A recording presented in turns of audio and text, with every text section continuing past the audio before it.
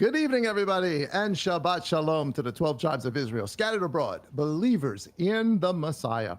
Welcome, guys. Hi, it's Friday night. Of course, that means it's time for Hidden Manna. I'm Dave Sain, Senior Shepherd here at LMC. Thank you so much for joining us tonight. We sincerely appreciate it. Hope you guys have had an awesome week out there today. Of course, the Shabbat is upon us. And to join me in the conversation tonight, of course, is my dear brother, Max. Hey, man, how you doing? What's up, bro? How you doing? Shabbat shalom. Good.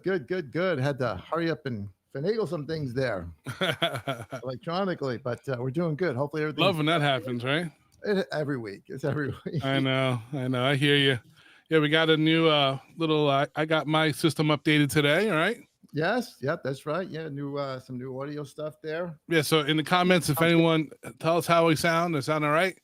Testing, everybody. Shabbat shalom. Yeah, hopefully it sounds good to everybody out there. It is an interesting week. Whole bunch of stuff going on. Of course, we're a little over a week over the past the I think Wednesday was a week for the assassination. Yes, yeah, Wednesday afternoon.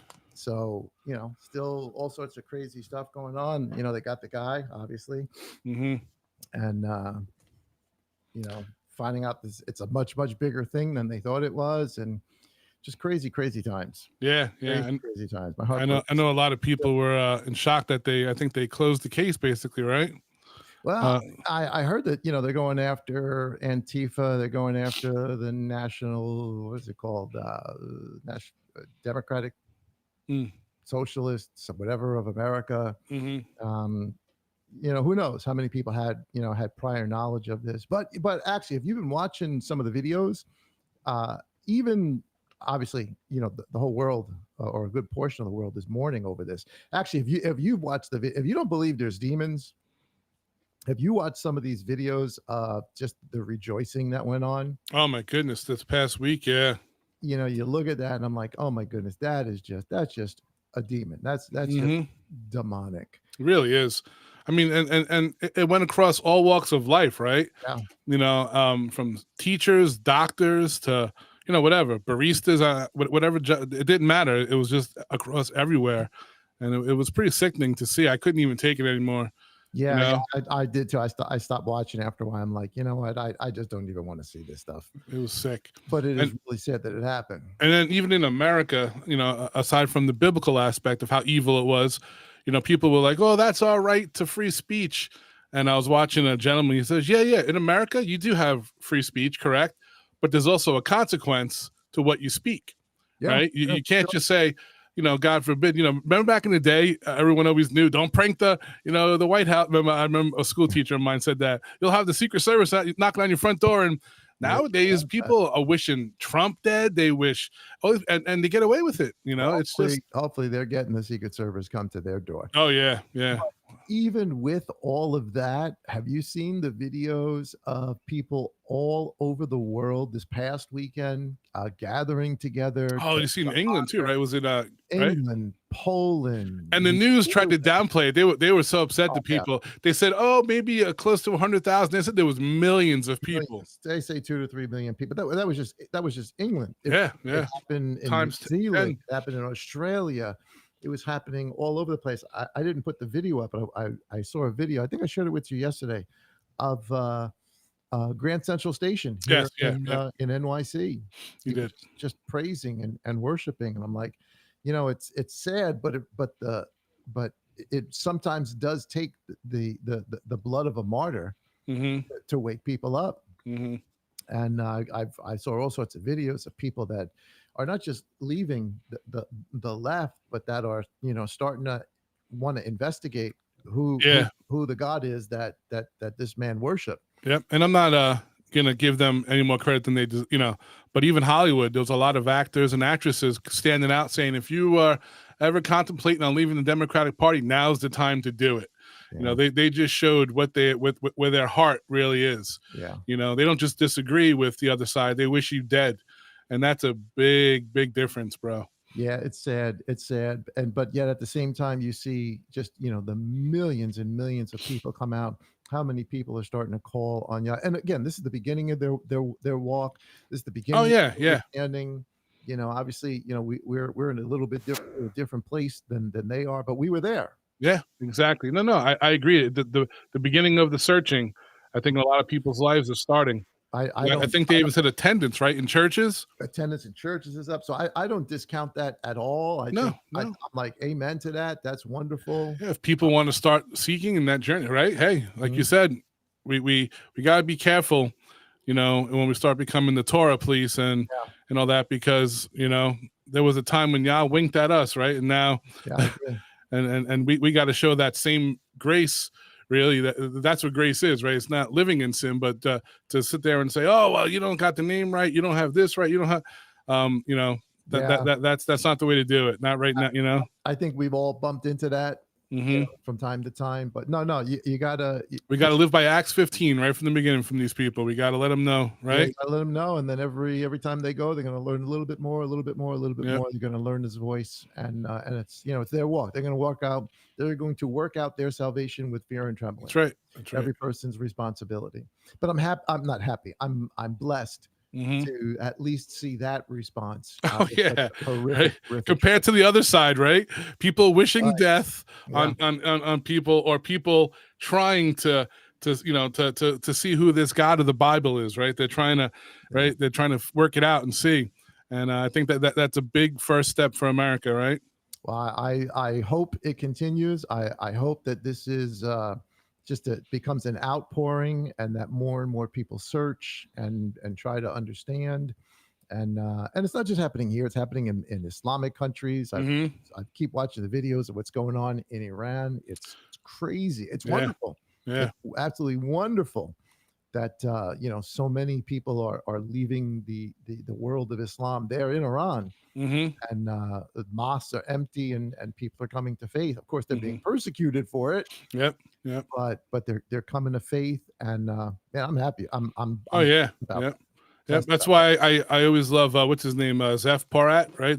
yeah, The rabbi, 'cause that's what he's doing. He's out there, man. And in Israel, you say the name Yeshua, forget it, man. People try to beat you down in the street. I've seen videos of that. Have you seen that? yeah, I When people have. try to minister and they get beat I have. down right there. Yeah, I've seen It's some of not the. just in Muslim countries, man. Isn't that crazy? I've seen some of the Jewish reaction to the concept of the idea of the gospel, and Mm-hmm. it's not good. Nope, nope. It's no bueno. Yep. But all things work together for the good to those who are the called according to His purposes. Yah's working out a plan, and if and it's so weird because actually, if you think about it, every time for every person that's really just wholeheartedly 100% given themselves over to Father in the context of the gospel story, every one of them became martyrs. All Mm-hmm. of them, Mm-hmm. except maybe John, but Yeah. John suffered. He Mm-hmm. definitely suffered. They became martyrs, and it's because of their that seed going into the ground. Like the master says, there's no growth unless the seed dies and it goes in the ground, but it comes up and it brings fruit. And so this has been the cycle in this story for a long time, Mm-hmm. that good men, good women that truly do love Yah, the enemy wants to remove them, and Mm-hmm. he thinks he's going to remove the voice, and he kills the voice. And what he winds up actually doing is making 100, 1,000, 10,000, a million more of them. Mm-hmm. And so that's my hope. That's my prayer for everything that's going on today. Yep. But and yeah, I don't want to get too much into just all of the uh, It's so funny. I just wanted to throw a comparison out there. A little bit off but it is true. Like even when an artist, dies, when the Beatles or whenever a big, like their records sell more records when they're dead, right? That movement becomes bigger, right? Small little comparison, but it's so true, right? How but obviously that's a bigger scale, with the martyrs, but I it's think true in our society. it's a hard trade-off to think about, and yet here we are. Mm-hmm. We are. So if a few 100,000 million, couple of million people begin to search and try to understand the truth and start to come out of darkness, if it were me, you know what, that's worth it. Mm-hmm. That's worth it. I know, nobody wants to leave their family and leave their life, but that's a great legacy. That's Yeah. a great legacy. Yep. So lots of other stuff, going on all around us. Of course, we're coming into the fall feast days very, very soon, Really quick. Yeah. really quick. And let me pop this up so you guys can see this. Excuse me. This is actually, I was going to do this tomorrow, but I figured let me pop this up tonight just to sort of remind everybody because what is it? I think This Wednesday night is this Wednesday night or Wednesday in Israel. They're going to be blowing the shofars. They're going to be actually video broadcasting it across the world so people can see it and hear it. Which just to me, I mean, here we are. We're heading into the last, if the calendars are all correct, which again they may be off by, but whatever, we're close to that last Jubilee, and here we've got Israel blowing that shofar. Now, of course, the days are different, and that's what's up on the screen there. If you guys can see it, tomorrow. This is the date for tomorrow. Tomorrow, on the temple calendar, it'll be the 28th day. Now, I put the word Elul, but that's really the Jewish word. It's really the 6th month, the 28th day of the year 5950 AM, and AM just means Anno Mundi. Why it's Latin, I don't know, but it's Anno Mundi, and it just means not a Tuesday, on a Monday. It just means the year of the earth. That's what Anno Mundi, rather than BC AC. That's how that's the framework that not only Judaism as we understand, but also within the Dead Sea Scrolls, how they calculate time from the birth of the world. To us, it'll be September the 20th, 2025, of course. On the rabbinical calendar or the Pharisaic calendar, which is actually a little bit different than the Pharisaic calendar, but it's based on it. It'll be the 6th month, which is Elul, but it'll be the 27th day of the year 5785. Gotcha. So there's just a little bit of a difference. On Tuesday, the 23rd is the actual beginning of trumpets for the rabbinical calendar. They're going to be doing it on the 24th because don't forget the Jewish day and is not exactly aligned to the Gregorian day. It starts in the evening. Yeah, and so it'll be it'll start on the 23rd in the evening, and then I think they're doing to us it'll be the 24th when they broadcast the shofar blast. Hey, PD, before you finish, it's got a word from our producer. Can you just put your mic up a little bit and turn mine down? Let me just do that. How do we sound out there? Is that better? Hopefully that's better. You guys can give us a thumbs up. But so we're saying Tuesday, September 23rd is the beginning of the eve of it. Obviously, going to the next day, that'll be the year 5786, and it'll start the year at least on the Pharisaic calendar, the year 5786. And then for us, trumpets will be Wednesday going into Thursday, September the 24th, 2025. It'll still be the year 5950 on that calendar. And the Day of Trumpets is a Sabbath. It is a holy convocation. We're going to have a Bible study at our building at LMC. We'll do we're going to blow the shofar. We're going to have some fellowship time. Do a little study out there. Just get together because we're supposed to have a holy convocation on that day. So that's what we want to do. I know I didn't put that down there before. My mistake, just totally my mistake. Kudos to Sister Anna. She caught it, and so we're just trying to fix that mistake. But so because you look at it and say, wait a minute, it's like a day difference between the rabbinical calendar and the temple calendar. It just happened to work out that way. Yeah. Because if you go back on the two lines, the two last lines, I don't know if you guys can see my cursor if I put that on there, but if you go back here. In the blue here, it says the Passover all the way to the orange. This past year, the Passover was April the 8th to us, to those on the Zadok calendar, on the temple calendar, it was the 8th. But on the rabbinical calendar, it was April the 12th. So you can see there, it starts off almost a week apart. Yeah. Almost a week apart. And then, because of the way a lunar month versus a solar month goes, by this time, the 7th month, they're this close. And then in next year, Passover for us is going to be Tuesday, April the 7th, 2026. That will begin the year 5951. Again, if all the dates are correct, do I know that 100%? No, but it's close. But and if that's true, then we are entering into the first year of the last Jubilee of this age, Mm. which is mind-boggling. Yep, it's huge. It's huge. It's absolutely huge. And for the rabbinical calendar, Passover. So now it's going to flip. This upcoming year, the Jewish calendar is going to have Passover a week before. We were a week after, or they were a week after. Now it's going to be a week before. They're going to celebrate. I think it's Passover Wednesday, April the 1st, 2026. Mm. So just wanted to, share that with everybody so you guys can see there is a difference. I know it kind of comes really, Take really a screenshot. close. Take a screenshot. I know it seems close. That's just the way it worked out. And sometimes it is close. Sometimes even Passover, they're very close. But it depends on how the months work out, whether it's a 13-month year and all of that stuff as to whether it's close. But on the Zadok calendar, it's the same day over and over, right after the spring equinox. So awesome. And I want to, before we forget, congratulate you, LMC. You guys got over 1,000 subscribers, right? Yeah.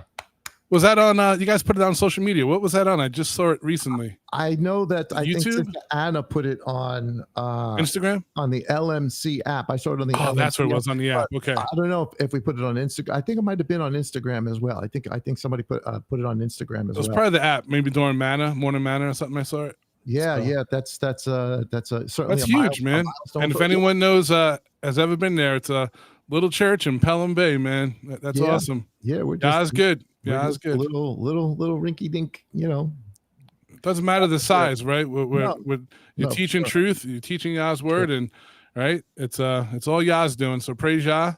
But I wanted to congratulate you. That's a big milestone. Thousands. Thank you. Yeah, and kudos, of course, to all of our people that serve in the audio and the video and everything PM does, because we wouldn't be there, without them. Mm-hmm. So now you just got to put out millions of videos, and then you can get monetized, right? Because I think it's like 1,000 subscribers, right? I think once you get it down, you're gonna get a check for like 25 cents a month now.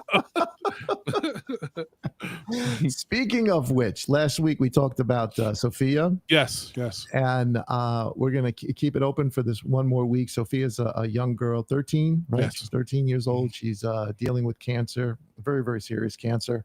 And we're trying to help her out. If you feel so led of Yah to let the right hand not know what the left hand's doing, and we want to give them an offering, you can go right to the LMC app, and on the LMC app there is a category there called Sophia.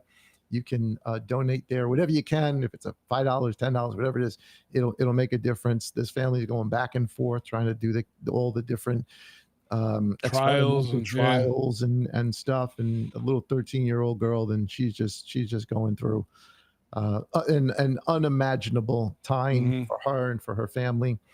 They don't know us, we don't know them really, but if we can bless them, that would be awesome. If you want to help out with that, we would sincerely appreciate it. Again, go to the LMC app. If you haven't downloaded it, you can get that at the Google Play Store, you can get it at the App Store. It's the LM, our logo. You can download it for free and be connected with all sorts of different things. Yeah, it's an awesome app to begin with. Yep. Yeah, we got some. We do our manna eaters. Got some food on there. I saw Pastor G on there this week as well. He put some food up there, so it was nice to see. All right, so with all of that, I wanted to show a video. This is amazing. It's exciting. It's actually very, very exciting. I shared this with you the other day. Yeah, last night, I believe. Was it last night? Yeah, it was last night. Yeah, last night. I want to share a video with you guys. This is it's a near-death experience, a testimony that somebody put out. It's really encouraging to watch. But when again, it's YouTube, so I'm hoping, I'm praying it's all real. Why would you put this out if it wasn't? But it's very encouraging. Listen. At this point, yep, it's awesome. We want to share it with you guys.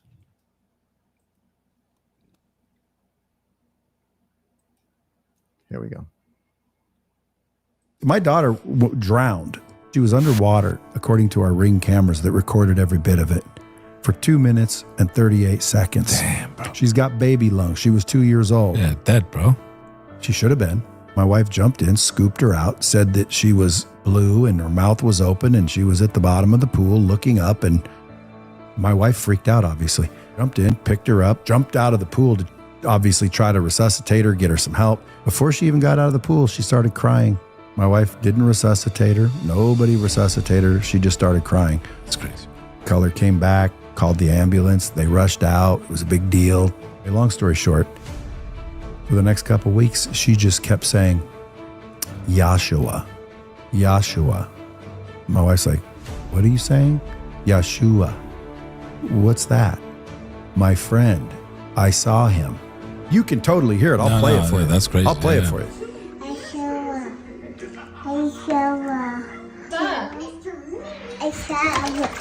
What are you saying? Yeshua. Yeshua? Yeah. Oh, okay. I'm asking for a sign. My daughter should have drowned, and now she's saying Yahshua. Thank you for doing that. My daughter. Isn't that cool? Yeah. It's pretty wild. I believe they didn't even know what that even meant, right? No. When she was saying it, you know? No. And notice she's calling out Yahshua. Mm-hmm.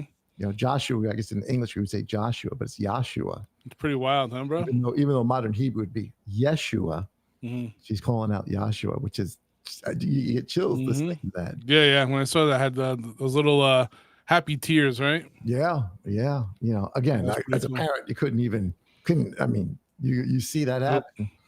But I don't know. Hopefully that encourages people that you know. That, and hopefully there's something great that comes out of that little girl's life, right? I hope so. I sincerely hope so. So we wanted to share that with you guys just to sort of encourage you guys for tonight. We've got we're going to be talking about the book of Levi or Levi, where we talked a couple of weeks ago. We started doing some of the apocryphal books, books of the patriarchs, from a Qumran perspective.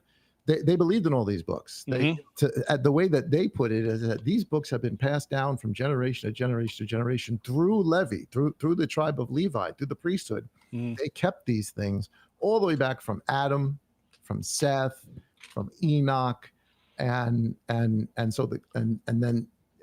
into the Qumran. These were things that when the canon was put together from a Jewish perspective, they weren't put in. They disavowed that. They did not look at that as though it was canon. But from the people of the Qumran, this was the story. And I get why now as you read through it, you realize why they didn't want it in the canon. Definitely. Messiah is all over this thing. Mm-hmm. Now, some of it, if you're talking about the 12 patriarchs, there's, the people question it, say, was that really, or those books really there? Is this something that came along later? Well, it winds up that they found these books, at least that's the way the story goes, about 1,000 years after Messiah. Where'd they find them? In the Qumran. Somebody found it in the Qumran, and it was given to the Armenian church. They translated it. And it wasn't until we found the Dead Sea Scrolls that now there's proof that, oh, wait a minute, scraps of, not all of it, but pieces of those books are actually in the Dead Sea Scrolls, and they are exactly what was written or translated through the Armenian church. And even Josephus confirms that in his day there was the book of Adam. We don't have it anymore; it's not here. He confirms the book of Enosh was there, and the whole idea that the earth is going to be destroyed by water and fire. And he's telling us Adam didn't know which one was going to come first, water or fire. He just knew it was going to be one or the other. Obviously, it's water. But even Josephus says that those books were there when he was there. So we're talking, first century. We don't have them anymore. What happened to them? We don't know. Lost to history, or somebody's going to dig it up, at some point. Yeah, right. In the future, which would be awesome. So, I know, whatever we're going to read, certainly take with a grain of salt. But like everything else, test it. Can we find these same truths in the canon? In the canon, the text that we have. Is it in opposition to anything Messiah has said, or in opposition to anything that we have read already that says that we can confirm? Yes, this is the text. But honestly, it only makes sense to me if Moses wrote stuff and kept it, and Joshua wrote stuff and kept it, and all the writers of the book of Enoch the scribe, why weren't they keeping it from the beginning?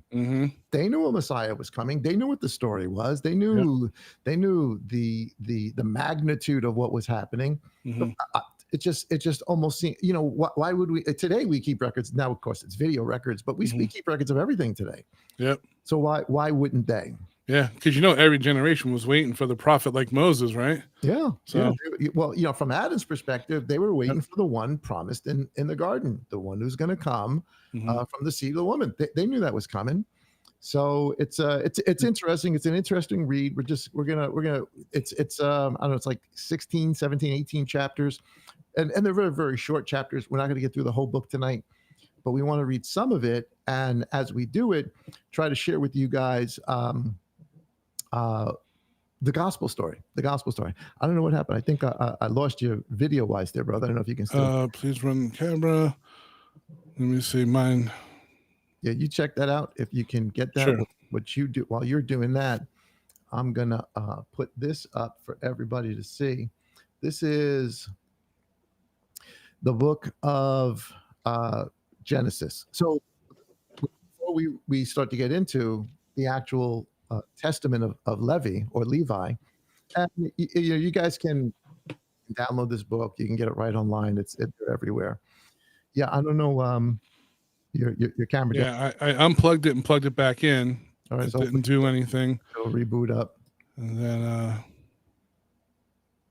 But we still hear you audio wise, so definitely. okay, good. Chime in on everything that's going on. What I'll do is I'll pull you out of there just for a second, and then if you come back, I can pop you back in.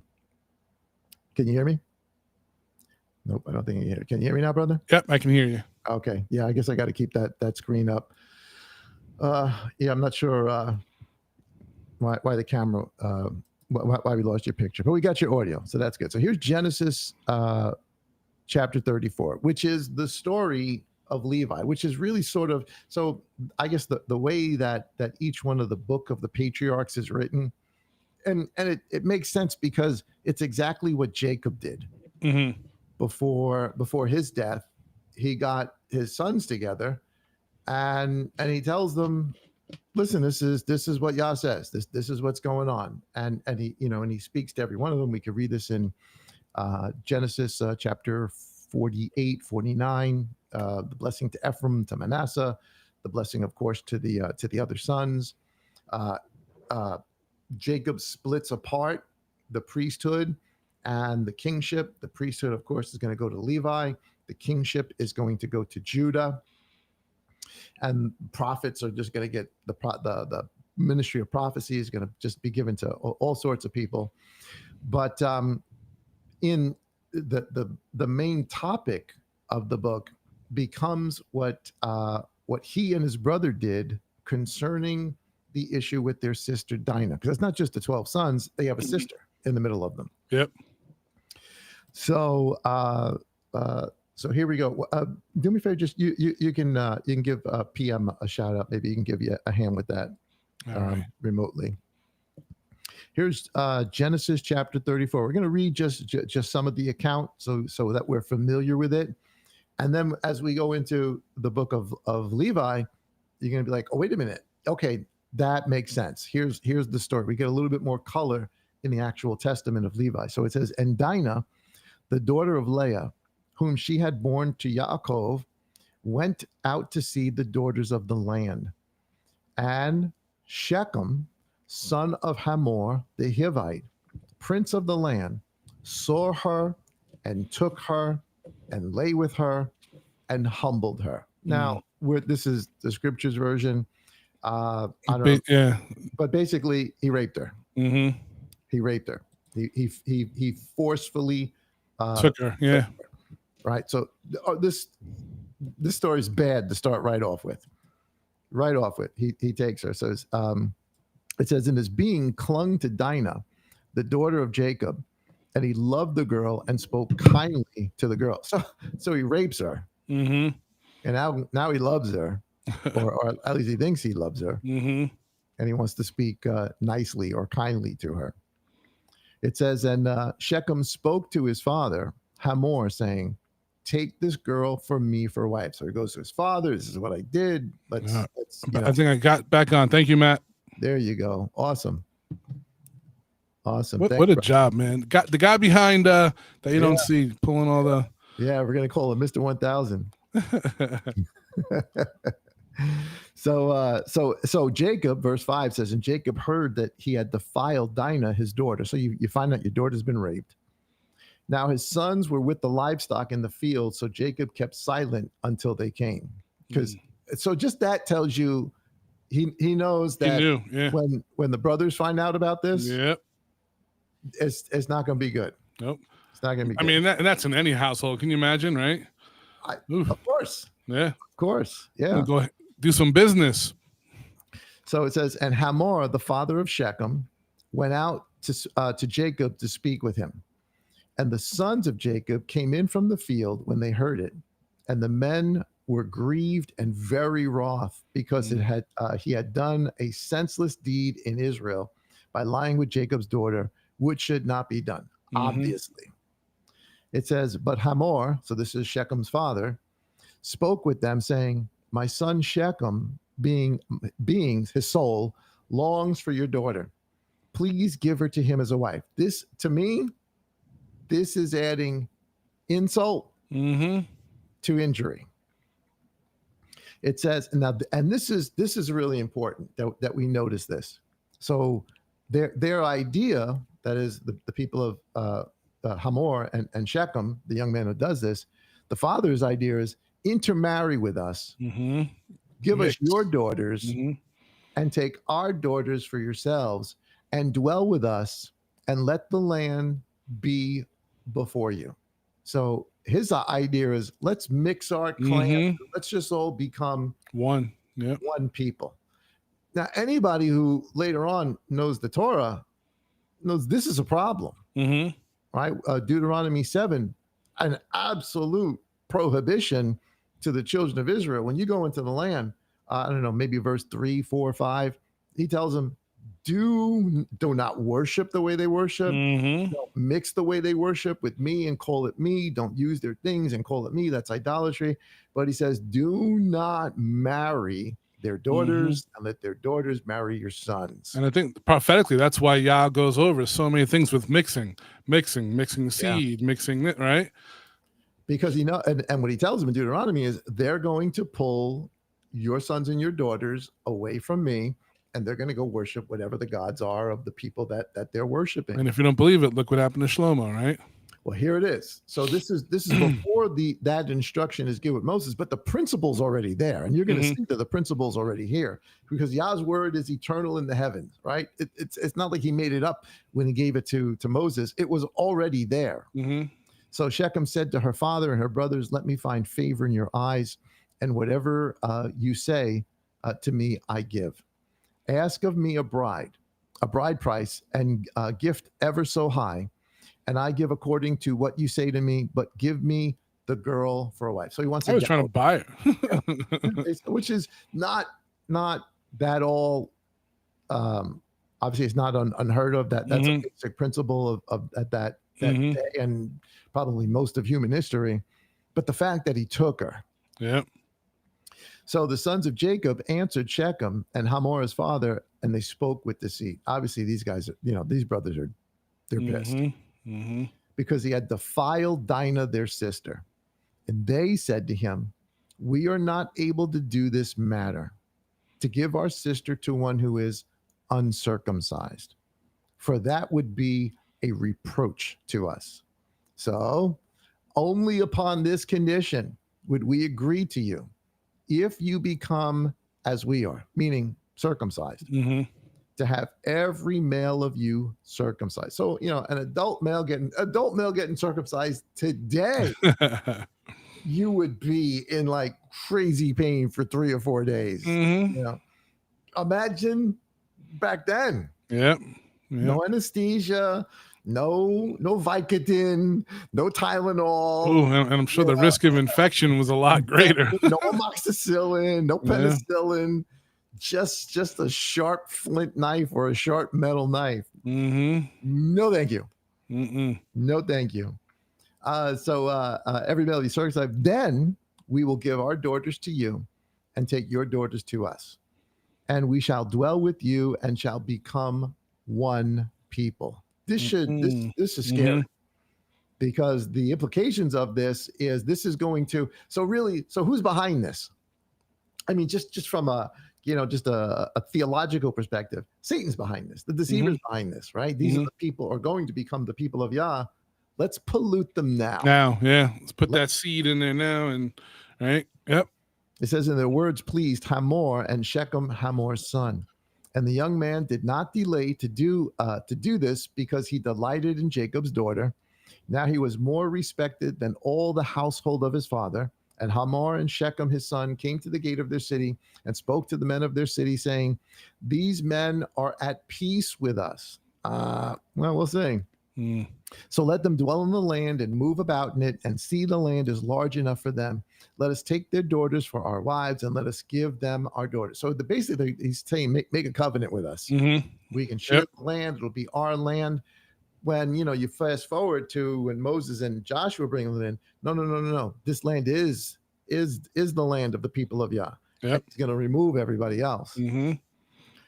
Only on this condition would the men agree to dwell with us, to be one people, if every male among us is circumcised, and they as they are circumcised, their herds and their possessions and all their beasts, should they not be ours? Only let us agree with them and let them dwell with us. So they're thinking, they can make us richer, more wealthy. And all who went out of the gate of the city listened to Hamor and Shechem his son. Every male was circumcised, all who went out of the gate of the city. So, I mean, we're not talking like it's obviously not a city like New York, 30 people, 100 people, 100 men, but still, it's a city. And this gets me. I love verse 25. And it came to be on the third day. Anybody who has some sort of spirituality, some sort of understanding of the things of Yah, your spidey senses should be like tingling. They should be up. You say, oh, wait a minute. Wait a minute. Third day, something's going to happen on the third day that's not going to be good. Right? This reminds in my mind back to Hosea chapter 5 and verse 6, that Yah cuts them off. He cuts off Judah. He cuts off Ephraim. For 2 days they're wandering. On the second day, he will revive us. But on the third day, he will raise us up. It's been 2 days since Messiah has been gone. If we're in that last Jubilee, it's been 2 days. On the third day, when he comes, he's coming for vengeance. And that's what we're seeing here, or that's what we're gonna see with the sword. And this is what's crazy, right? Yeah, this is what's crazy. So it says it came to be on the third day that they were in pain, which is an understatement. That the two of the sons of Jacob, Shimon and Levi, Dinah's brothers, each took his sword and came boldly upon the city and killed all the males. So it wouldn't even been a fight. Nope. These guys could not stand up. There's no way they could get shields. There's no way they could run. There's no way you can grab your sword. You just. Did you ever have like a surgery? Whatever surgery, doesn't matter. You have a surgery, and after the surgery, you get released from the hospital. Your wife, your husband comes and they pick you up, and you sit in the car and you drive in the car, and you hit the slightest little bump. Yep. The slight, and we've got medications and anesthesia and all. You hit the slightest bump and you are in excruciating pain. You sneeze, forget it, man. Oh, right. Imagine these guys. Yep. Imagine these guys. Tell you, man, really creative though, right? Perfect time to get them. This was creative.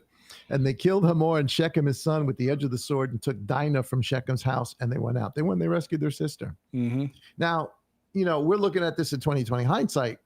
Yeah, I get why they did it. But it's Jacob's response that all of a sudden, like, wait a minute, what happened here? Yeah, they took their flocks, their herds, their donkeys, and that which was in the city, and that which was in the field, and all their wealth. So, I don't know. From this perspective, we're seeing that they just went rogue. And they didn't listen, right? And we're thinking, oh, these guys, you're right. These guys just went Rambo, and this was not ordered. This was not right. They shouldn't have done it. And you see the response of Jacob later on when the blessings come. He does talk about Simeon and Levi, that you guys did this and it wasn't a good thing. But that's Jacob's perspective. And Jacob said to Simon, and Levi, or Levi, you have troubled me by making me a stench among the inhabitants. So here's the beginning of it. Jacob's not happy of the land among the Canaanites and the Perizzites. So he's afraid of all the other peoples in the land. Oh yeah. So yep. I get it.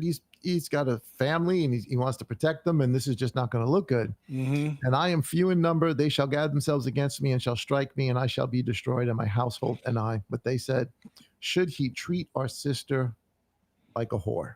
Mm-hmm. Right. So this is the background before you read the Testament of Levi. So now he's an old guy, and he's about to pass away. Jacob's like, we're wearing MAGA hats, guys, in the middle of the city, in Manhattan, right, or L.A. Yeah, they're gonna come and they're gonna attack me. And someone just put, yeah, it's interesting. The sons of Hamor thought that they were okay. Mm-hmm. And a great analogy. They thought they were okay until the third day. Yep. Just, extrapolate that out to us today. Lots of people think they're okay until the third day. Yeah. What a great catch. I don't know who that is. I-58 Farms. Great catch. Love the analogy. Good spiritual thinking. That's the pattern that's being spoken to us here. So good catch. Love that. Keep it up in the chat room. That's good. So here's the book of the Testament of Levi. You want to go ahead? Can actually, it's a little blurry on my end. I don't know if I can't find my glasses. I'm trying to look. Oh my goodness. You're wrecked today, man. All right. If nobody doesn't mind hearing my voice, I'll read on a little bit. Is it the same as it is in our edition? It's a little bit different. It's all right. A little bit different. Why don't you go and let me see if I can find my glasses? Well, there's somewhere over here. Why don't you read the first chapter or two, and then I'll. But you jump in as you want. You okay. Jump in and comment as you want. All right. So, all right, buddy.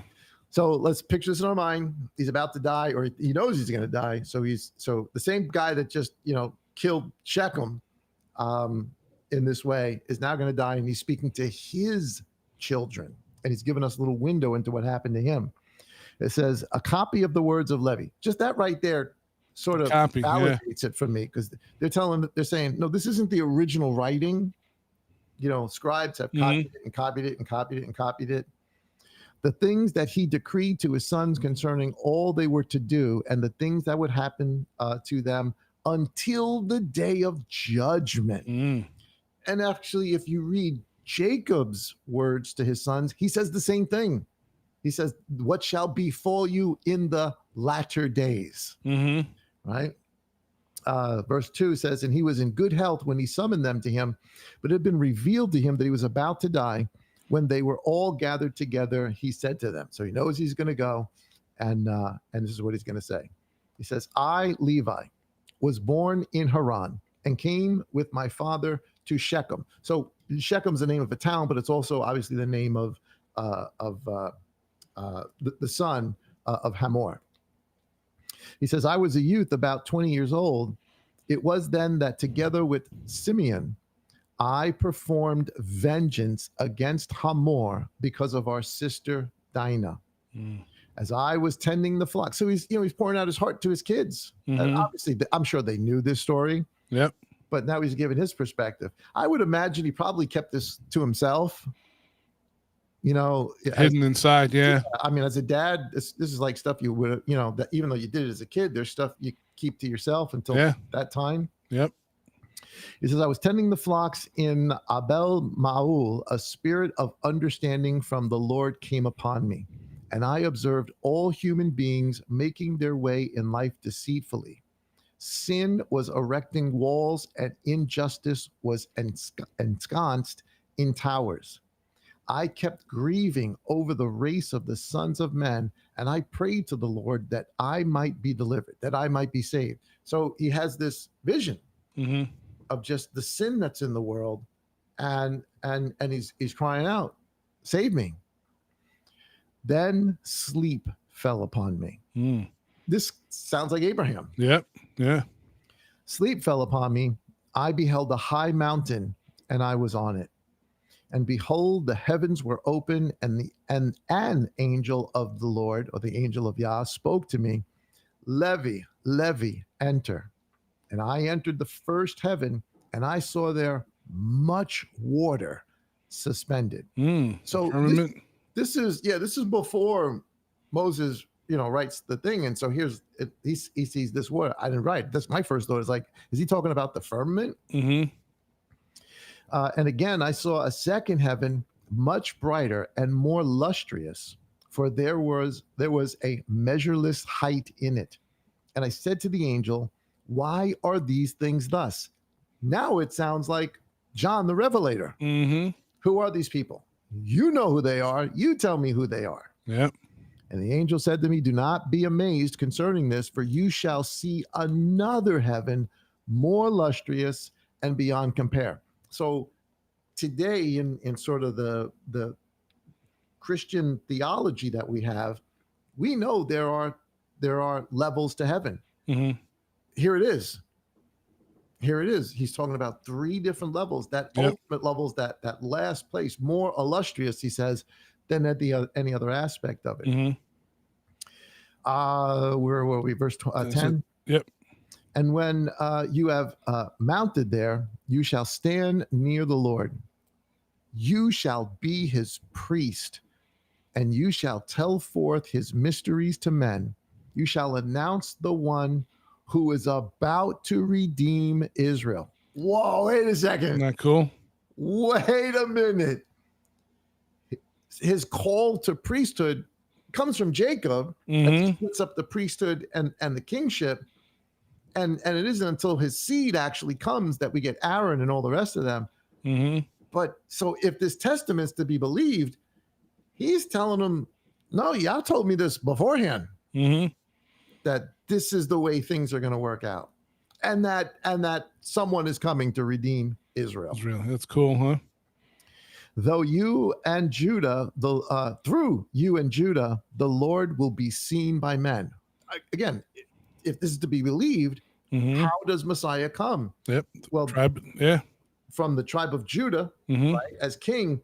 But in the Dead Sea Scrolls, it says he's also the Messiah of Aaron, meaning he's the priest. He's the priest and king. And that's what they're saying here. Your life shall be from the Lord's provision. He shall be to you as a field and vineyard and produce as silver and gold. Now, chapter 3, they're very short chapters, guys. So, it's not a whole lot of reading. So chapter 3. Let me see if you keep it right there. I'll try to read this. All right. Listen, therefore, concerning the heavens which have been shown to you. The lowest is dark for this reason. It sees all the injustices of humankind and contains fire, snow, and ice, ready for the day determined by Elohim's righteous judgment. In it are the spirits of those dispatched to achieve the punishment of mankind. Oh, wait a minute. Wait. This sounds like Revelation to me. Mm-hmm. Or Enoch. Yeah. It's definitely Enochish, right? Yeah. Yep. Of mankind, right? In the second are the armies arrayed for the day of judgment to work vengeance on the spirits of error and Beliar. Above them are the holy ones. And it references Revelation 19. Right. In the uppermost heaven of all dwells the great glory, and the Holy of Holies, superior to all holiness. And there with him are the archangels who serve and offer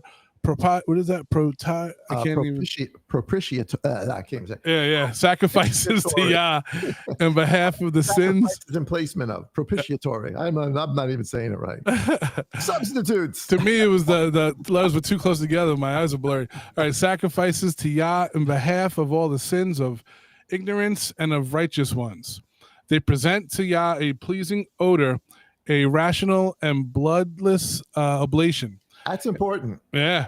Yep. So we get a little window here that the temple service is going on there. Yep. Right? The image. It's like a mirror. Yeah. Is going to eventually come down here, but it's already going on there. Mm-hmm. And we see that. Except it's a bloodless. Yeah. Yep. Because even when they burn the fat, right, it's a pleasing aroma. Yeah. It says to Yah. In the heaven below, they are the messengers who carry the responses to the angels of Yah's presence. And there with him are thrones and authorities. Their praises to Elohim are offered eternally. So when the Lord looks upon us, we all tremble. Even the heavens and the earth and the abysses tremble before the presence of his majesty. But the sons of men, being insensitive to these matters, keep sinning and provoking the anger of the Most High. So he's telling us there is already a propitiatory. Mm-hmm. I'm saying that. That's say it 10 times. Say that 10 times fast. Service that is going on. That's a bloodless service, but it is still a covering and an oblation and a sweet smelling savor on behalf of the sins of humanity. But because we're unaware of it, Mm-hmm. we just keep doing what we're doing. What just a great insight. So if you're the the God of Abraham, Isaac, and Jacob, if you're El, and this is what's going on, and humanity is not aware of it, part of the process is you have to make humanity aware of this, and i.e. the Levitical priesthood, Moses, or to the Jew first. Mm-hmm. It goes to the Jew first. The story goes to the Jew first. It's not just the gospel that Messiah came. Yes, that goes to the Jew first too. It's the whole story. It's everything. Yes. It's all the examples go to the Jew first, Mm-hmm. and as a shadow, as an image to help all the rest of us when the time is right, not be what it says here, that the sons of men, being insensitive to these matters, keep sinning and provoking the anger of the Most High. That we finally get it based on all the stuff that has happened to the Jew first, Mm-hmm. and obviously the Messiah, that we don't do this anymore, that we realize, oh my goodness, something else is going on, and we're part of it. Gotcha. I found my glasses. They were behind the little computer. Anyway, let me read 4. Go for it. Know then that the Lord will effect judgment on the sons of men. For even when stones are split, when the sun is extinguished, the waters are dried up, fire is cowed down, right? Is that cowed? Yeah. And all creation is distraught. Invisible spirits are vanishing, and hell is snatching spoils by sufferance of the Most High. Men unbelieving still will persist in their wrongdoing. Therefore they shall be condemned with punishment. You know what? You read that, Mm-hmm. and knowing what we know now, Yeah. this is actually going to be part of the message tomorrow. We're going to talk about the whole concept of what grace really is, and Mm-hmm. the changing of the law. So it's been 2,000 years of we can call the age of grace, like the time of grace. That's a church term, but it's accurate. Mm-hmm. It's accurate. We're living in an age of grace. It's just what we think the age of Grace. grace is. Yeah, exactly. But be that as it may, so we've been living in this age of grace for 2,000 years, meaning Father's forgiven us through the Son. And yet this is telling us that even despite that, even despite what Yah's going to do, we're just going to persist. Mm-hmm. And we have. Not care, and yep. We have. As a planet, we have. Mm-hmm. We absolutely have. Yep. This prophecy. Yes. Go ahead. The Most High, verse 2. The Most High has given heed to your prayer, that you be delivered from wrongdoing, that you should become a son to him as a minister and the priest in his presence. Right? The light of knowledge you shall kindle in Jacob, and you shall be as the sun for all the posterity of Israel. Wow. So he's going. Obviously, we're talking about the priesthood here, right? Mm-hmm. Yep. But it's his descendants that are going to actually do it. But how does he describe the coming priests? The Son. Yep. S-U-N. Wow. And what is Messiah? Yep. The son of the son of righteousness. Yeah. The high priest to come. Yep. Blessing shall be given to you and to all your posterity. I read that already. Right? No, I didn't. Posterity, until through his son's compassion, the Lord shall visit all the nations forever. Although your sons will lay hands on him in order to impale him. Now, I'd want to see what and I don't have another version here, but I would like to see what some other versions put in. Yeah. Mm-hmm. You know, is this because obviously that's added in, right? It seems it, because it seems like it's in brackets or whatever you want to. So did the scribes add this in 200 years before, 300 years before? But either way, whether it's, or was it just like how you would do in their understanding, letting the reader know right? Or highlighting, right? You could look at it and say, "Oh, this had to be written after Messiah." You can't. That's just too accurate. Well, that's as accurate as saying he's going to be born of a virgin in Bethlehem when a star. I mean, how much more accurate do you want to get? Exactly. And yet, this is telling us that that your sons, meaning the Levites, are the ones who are going to turn on him. Mm-hmm. Wow. And obviously, what happens? Yep. It's the Sanhedrin. It's the Sadducees that turn. It's Caiaphas. It's Annas. Mm-hmm. You know, they may be part of the Levitical order. They're not supposed to be there. They're not the right priest. They're not the Zadok priest. But they turn on him. Mm-hmm. And they still are today. Wow. So yeah, I got to question that. Yeah. Grain of salt. Mm-hmm. Huge grain of salt, but. If I take it for face value, that's a crazy prophecy. Mm-hmm. But I mean, how many other prophecies are that detailed? Too? Yeah. That he'll be led like a lamb to the slaughter. Mm-hmm. I think even the one we pulled up in Daniel, all right, in Daniel chapter 7. I mean, it's plain and simple. It's it's right there. So, is it out of the ordinary to have such a detailed and intricate prophecy and then say, "Oh no, it had to be written afterward," but every other prophecy is like that. Mm-hmm. So anyway, go ahead. Verse 6. Therefore, counsel and understanding have been given to you, so that you might give understanding to your sons concerning this. Because those who bless him shall be blessed; those who curse him shall be destroyed. That kind of sounds like the whole Abraham. Yeah. Right. Blessing. Yep. But what he's saying is, this one who's coming, you either bless him or you're going to be destroyed. Yep. So he's having this sort of, which again reads right back to Deuteronomy 18, right? If you don't hear him, right? Right back to the prophet like Moses. You don't listen to what he says, he's going to destroy you. Yep. So we can definitely connect this thematically to a lot of what we know. But there's some other stuff in here. Go ahead, read chapter 5. And at this moment, the angel opened for me the gates of heaven, and I saw the Holy Most High sitting on the throne. And he said to me, Levi, to you I have given the blessing of the priesthood until I shall come and dwell in the midst of Israel. Wow. Isn't that awesome? Wow. And then the angel led me back to the earth and gave me a shield and a sword and said to me, perform vengeance on Shechem for the sake of Dinah your sister. So now we're seeing he was told, and I shall be with you, for the Lord sent me. And at that time I put an end to the sons of Hamar, as it is written in the tablets of the fathers.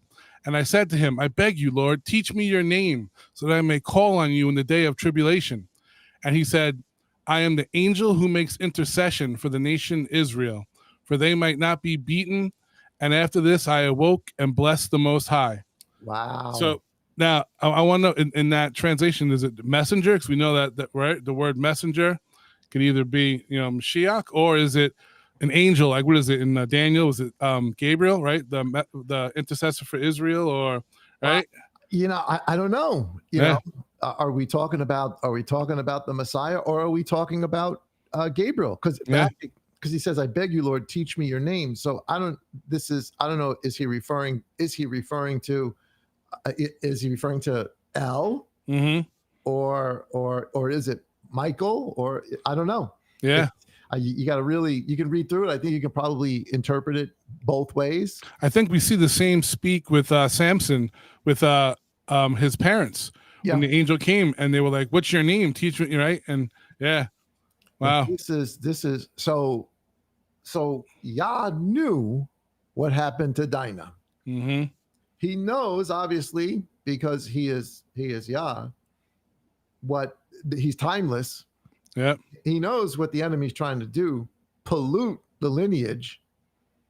And so he gives so it's not like Levi, and actually this actually connects and makes sense to the rest of the story, because who comes to the rescue when the house of Israel under the mountain with Moses commits harlotry?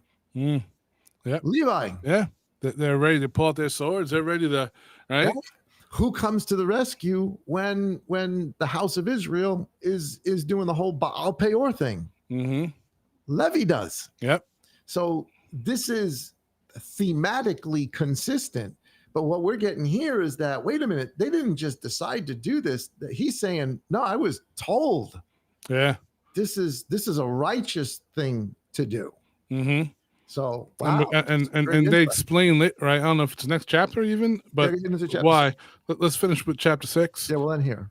All right. And as I was going to my father, I found a brass or brazen shield. Thus the name of the mountain is Aspis, which is near Gabal to the right of Abima.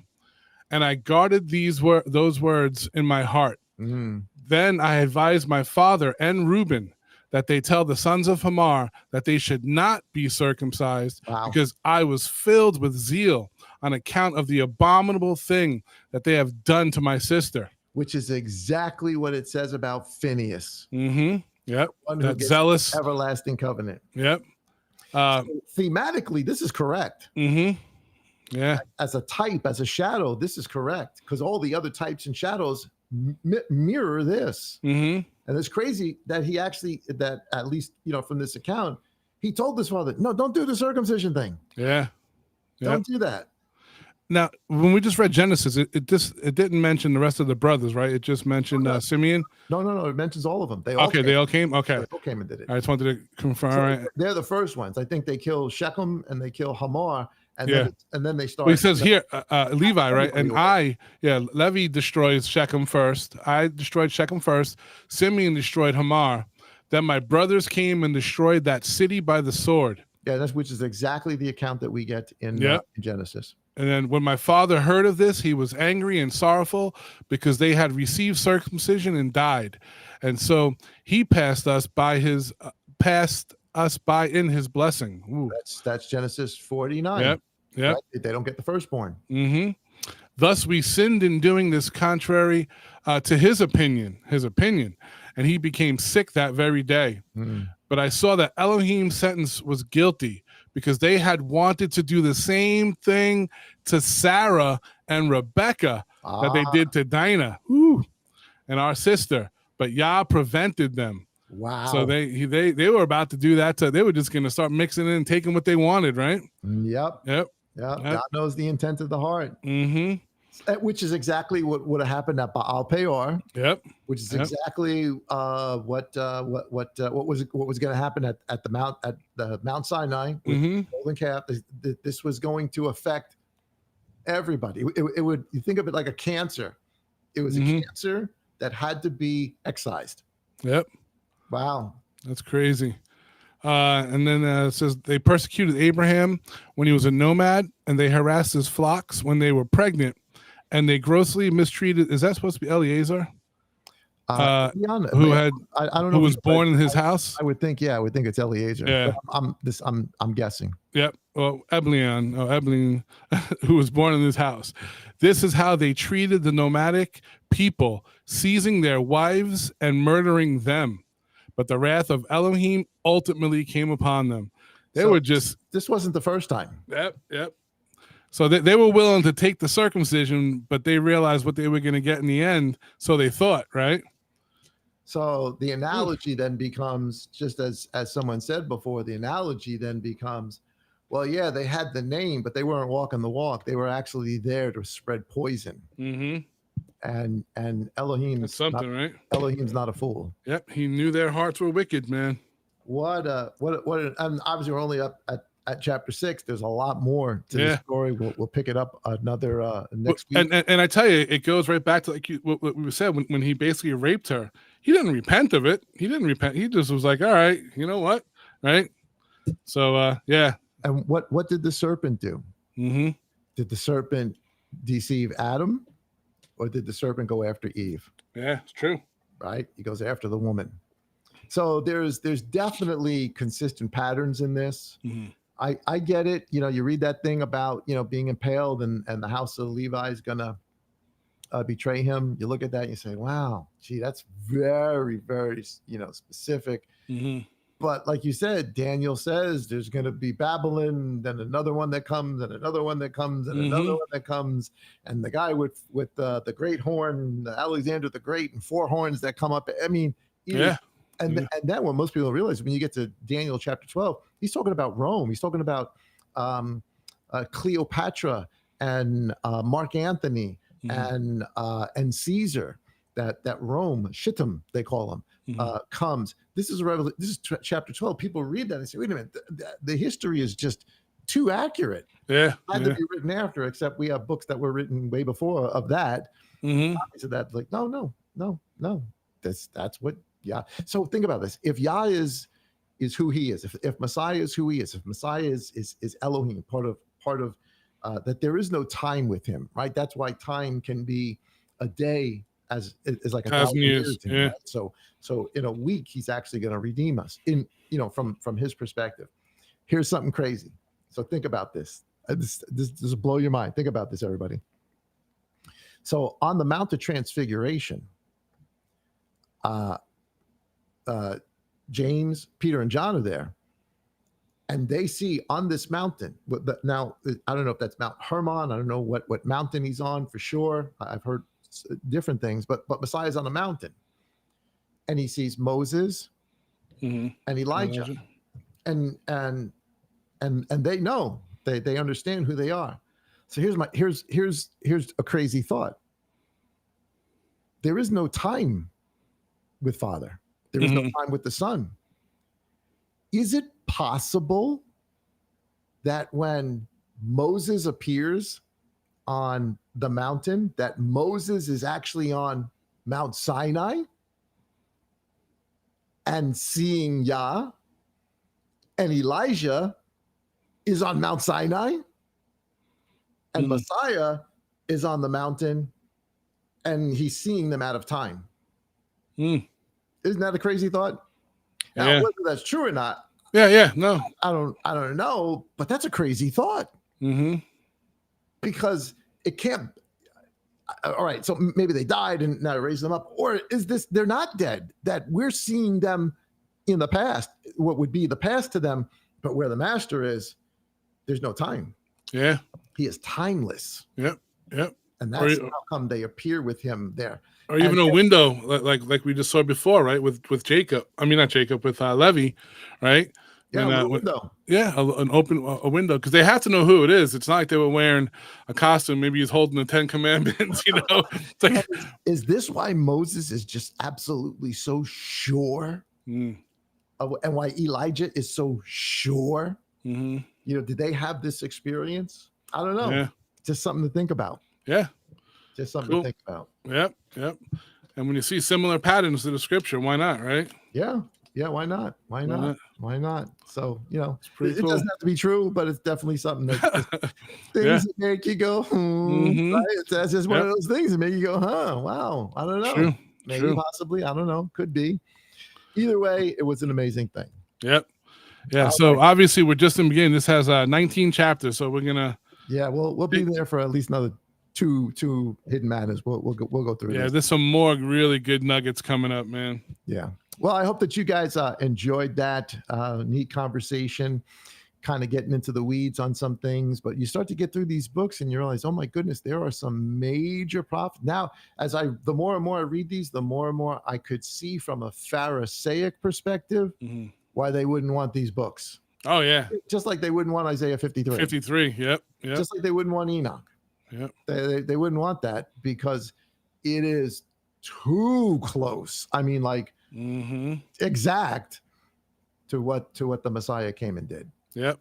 And too many questions that they'll ask, right? Yep. Yeah. For sure. And who does this? Levi does, and obviously the Pharisees. But another message, another day. Thanks, brother. Hey, man. I love you, buddy. Shabbat shalom. Shabbat shalom, man. That was fun. Guys, thank you so much for hanging out with us tonight. We sincerely hope that you guys enjoyed that. Don't forget to join us tomorrow morning at 10:30 for our Shabbat service. We're looking forward to it. We got a neat message for you guys about the law and how it changed. So join us tomorrow. Certainly give us a thumbs up if you're not subscribed. Be our 1001 subscriber. Please hit that subscribe button. Notified every time that we go live. Hit that bell and give us a thumbs up and send this out to somebody else. Save it, share it. We would appreciate it. Get to the LMC app, download it, and be part of the conversation. Guys, we thank you so much for hanging out with us tonight. Shabbat Shalom, everybody. Peace.